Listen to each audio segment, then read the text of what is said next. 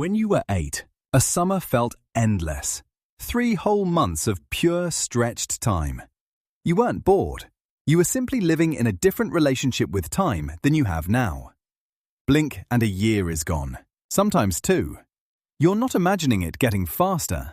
Your brain is genuinely changing how it processes time. And science explains exactly why and what you can do about it. The oldest explanation is a ratio.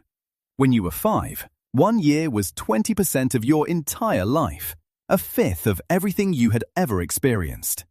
At 40, that same year is just 2.5%. Proportionally, it occupies far less of your experienced lifetime. Your memory has so much more to compare it against. Each subsequent year feels smaller because it is smaller relative to everything that came before. This is why childhood summers felt like forever, and why your 30s can feel like they barely happened at all.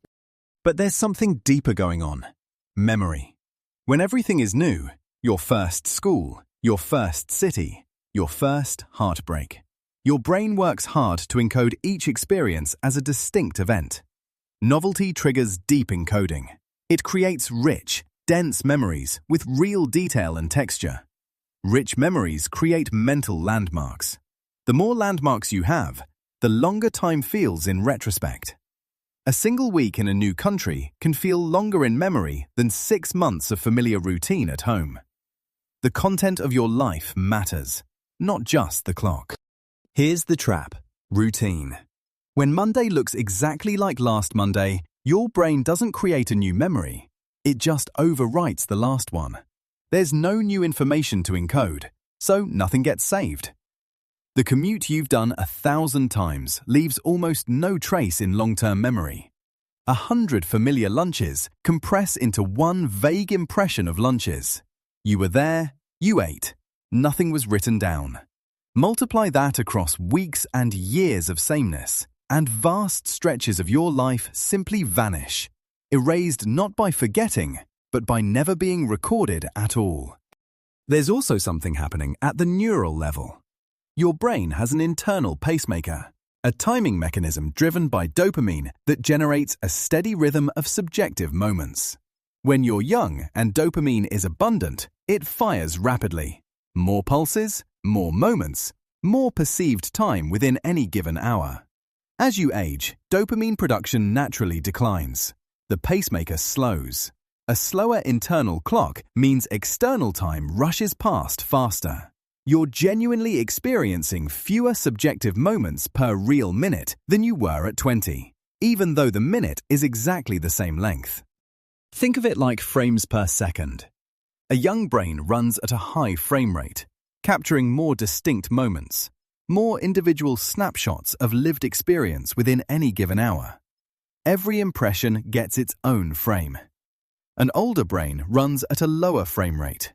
The same hour passes, but far fewer distinct moments are recorded. Time doesn't blur because less happened. It blurs because your brain took fewer snapshots of what did happen.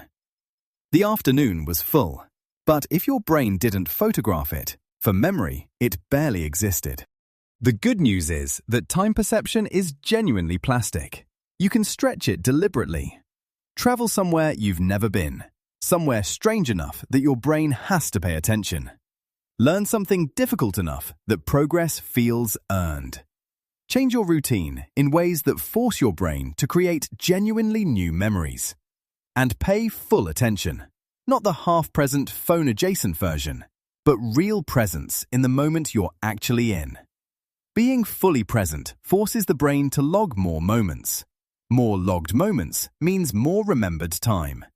Novelty over comfort. Attention over autopilot. Time doesn't actually accelerate as you age. Your brain just stops saving it. Now that you understand the mechanism, proportion, novelty, routine, dopamine, frame rate, here's a question worth sitting with. If you could make this week feel as long as a childhood summer, what would you actually do differently? Think about it, then leave your answer in the comments. I'm genuinely curious what comes to mind. If this made you think, subscribe to Wait Why. We drop a new question every week.